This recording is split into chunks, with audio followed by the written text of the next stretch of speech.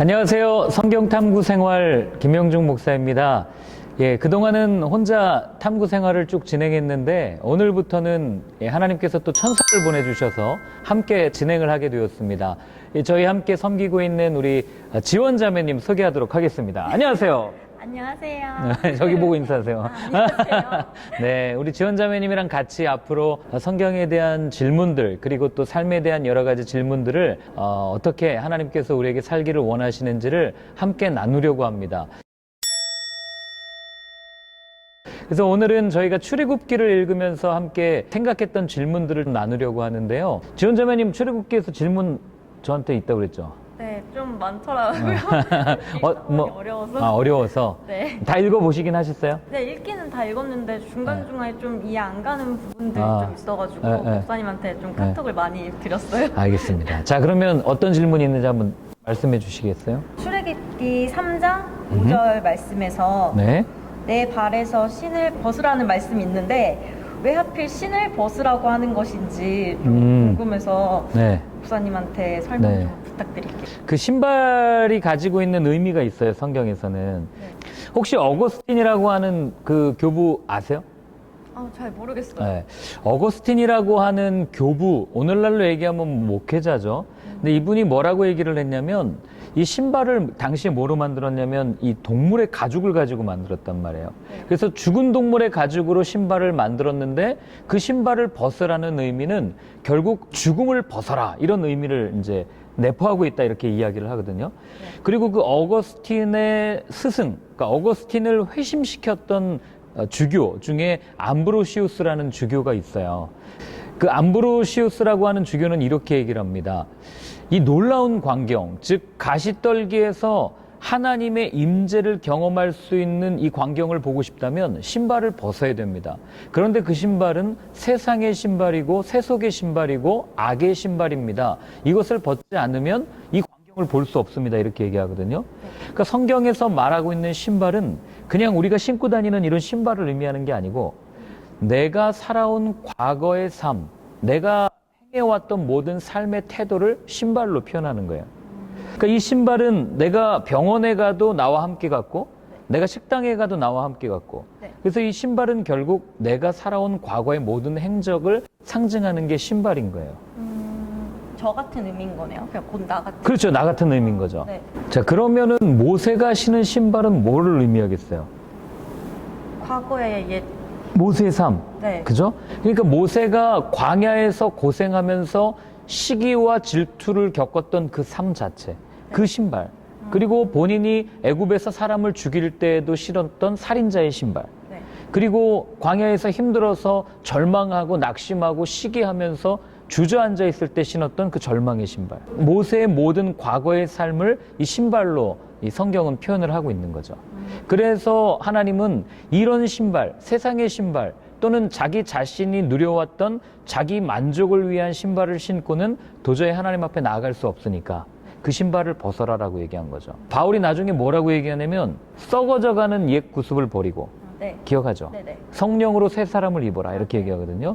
그래서 신발은 과거의 나의 삶을 벗는 동시에 하나님 앞에 나를 온전히 깨끗하게 또는 정결하게 회개하는 행동들을 상징을 하는 거죠. 그리고 성경에서 신발을 의미하는 두 번째 의미가 있어요. 이게 뭐냐면 룻기에 나오는데 혹시 룻기 아세요? 네, 보아스랑. 네. 그렇죠. 결혼 잘하는 여자. 네네. 그런데 이 룻의 이 보아스를 만나고 나서 보아스랑 결혼을 하기 전에 이 유대 풍습 중에는 뭐가 있냐면 혈연적으로 가까운 사람이 이 먼저 결혼할 수 있는 권리가 있었단 말이에요. 보아스 말고 다른 한 사람이 사실은 룻과 더 가까운 사이였어요. 결혼할 수 있는 권리가 있었죠. 네. 자, 그 사람의 이름이 혹시 아세요? 이름이 잘 기억이 안 나요. 아무개. 아무개요? 네, 아무개. 네. 성경에 보면 아무개라고 되어 있어요. 네. 근데 그 아무개가 뭐라고 얘기하냐면 나는 이 룻을 내가 포기하겠다 이렇게 얘기해요. 내가 도저히 내 형편과 상황에서는 이 룻을 내가 데리고 올 수 없다. 그래서 보아스에게 양보하거든요. 네. 그때 뭘 하냐면 신발을 벗어서 보아스한테 줘요. 이게 무슨 의미냐면 이 당시 사람들이 가지고 있던 하나의 상징적인 의미인데 신발을 벗는다는 얘기는 내가 가지고 있는 모든 권리를 포기하겠다. 내가 가지고 있는 모든 권한을 내려놓겠다.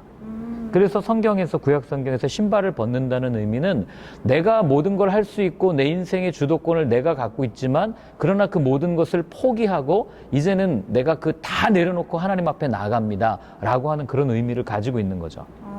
네. 뭔가 비슷하면서도 되게 다른 의미 네, 같아요. 그렇죠. 근데 목사님 궁금한 게 있어요. 근데 목사님이 이렇게 풀어주시니까 정말 쉽고 잘 알아듣겠는데 근데 하나님께서는 믿음이 있는 사람이든 없는 사람이든 한 생명 한 생명 정말 다 사랑하시고 한 명이라도 더 구원하시길 원하신다고 하셨는데 근데 왜 이렇게 어렵게 성경은 항상 은유적인 표현이 많은 것인지 이렇게 풀어서 설명을 해주시면 더 많이 이해하고 더 쉽게 성경을 더 잘 알 수 있지 않을까라는 생각이 들더라고요. 저도. 그러니까 성경이 은유와 비유가 많으니까 네. 이게 왜 이렇게 어렵게 돼 있나 네. 이 질문을 하시는 거죠. 성경을 읽다가도 어려워서 돕게 되고 좀 어려운 것 같아요. 성경에서 비유 또는 이런 은유가 많은 이유는 어떤 모르는 개념을 설명할 때 가장 효과적으로 설명할 수 있는 게 비유라는 방법이기 때문에 그래요.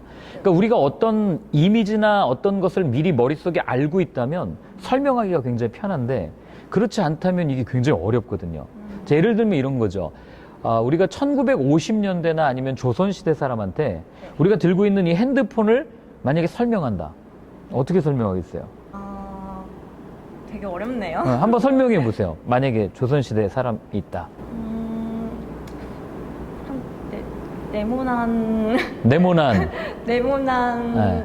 물체인데요. 그러니까 이게 설명이 굉장히 어렵잖아요. 네. 우린 뭐 그렇게 설명할 수 있어요. 버튼이 있어요. 또는 뭐 네모네요. 네. 아니면은 뭐 로고가 찍혀 있어요. 뭐 이렇게 하는데 사실 그 사람들은 버튼이라는 단어도 모르고 로고가 뭔지도 모르고 그러니까 다시 물어야 되잖아요. 버튼은 도대체 뭐예요? 로고는 뭐예요? 네모나게 생겼는데 도대체 그게 뭐예요? 이렇게 묻잖아요. 그렇기 때문에 아무것도 모르는 백지 상태의 사람들에게는 비유를 통해서 설명하면 굉장히 효과적으로 설명할 수 있어요. 이 핸드폰은 살아있는 편지와 같은 거야. 편지인데 살아있대. 왜냐하면 우리가 메일도 보내고 문자 메시지도 보내고 하니까. 그리고 또 이렇게 표현할 수 있어요. 핸드폰은 아주 맑고 투명한 거울 같은 거야. 영상통화하잖아. 막 이렇게 영상통화. 마찬가지로 하나님 나라, 천국 이런 사람들이 잘 알지 못하는 우리의 생각 속에 없는 이런 개념들을 설명할 때는 이런 어떤 비유나 은유를 통해서 설명하면 훨씬 더 정확하고 수월하게 이해할 수 있기 때문에 그렇게 설명을 하고 있는 거예요. 그래서 예수님이 뭐라고 그러시냐면 제가 적어왔는데요. 그 씨 뿌리는 사람 비유 아시죠? 네. 거기 보면 이렇게 말씀하세요. 그러므로 내가 그들에게 비유로 말하는 것은 그들이 보아도 보지 못하며 들어도 듣지 못하며 깨닫지 못함이니라 이렇게 돼 있어요. 그러니까 내가 얘기를 하고 있는데 제자들은 알고 있는데 다른 사람들은 못 알아듣는다는 거죠. 네. 왜 그렇겠어요? 아까 핸드폰 한번 생각해 보세요.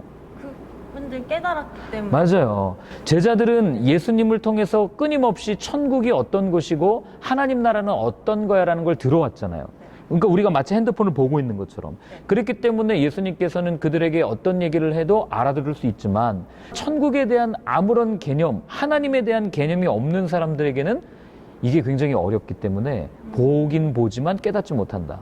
그래서 비유를 통해서 알려주시는 그런 일들을 하신 거죠. 이 비유가 마치 천국을 여는 열쇠와 같은 거고 그리고 하나님 나라에 다 들어오게 한 게 아니라 소수의 사람들만 들어오게 하기 위해서 이 비유를 풀어야만 우리가 예수님의 제자가 될 수 있다. 이렇게 말하는 이단들도 있어요. 근데 이거는 가만히 보면은 예수님의 생각과는 완전히 다른 거예요. 왜냐하면 예수님께서는 천국을 숨겨놓기 위해서 오신 게 아니라 천국을 보여주시기 위해 오셨죠.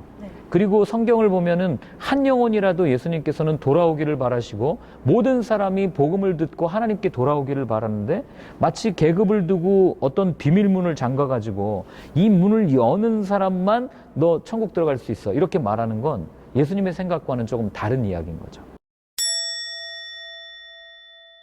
예, 오늘은 이렇게 두 가지 정도 질문을 저희가 같이 나눴고요. 뭐 다음 주 한번 얘기해 주시겠어요? 일단 오늘은 출애굽기에서 궁금한 내용들을 정리해서 목사님한테 여쭤봤는데요. 다음 주는 레위기 편으로 일단 저희가 궁금한 것들을 목사님한테 여쭤보기도 하고 또 보시는 여러분들도 궁금한 게 있으시면 댓글이나 메일로 남겨주세요. 어떻게 오늘 질문에 좀 많이 답이 되셨어요? 네. 많이 풀렸어요? 네, 많이 해결된 것 같아요. 감사하네요. 네. 어쨌든 오늘 저희들 같이 출애굽기 나눴는데 아까 지원자매님이 설명한 것처럼 레위기에 대한 궁금증들도 있으면 또 알려주시면 저희들도 같이 고민하고 기도하면서 또 다음 편에서 만나 뵙도록 하겠습니다. 오늘 고생하셨습니다. 지원자매님 수고했어요. 네, 감사합니다. 감사합니다.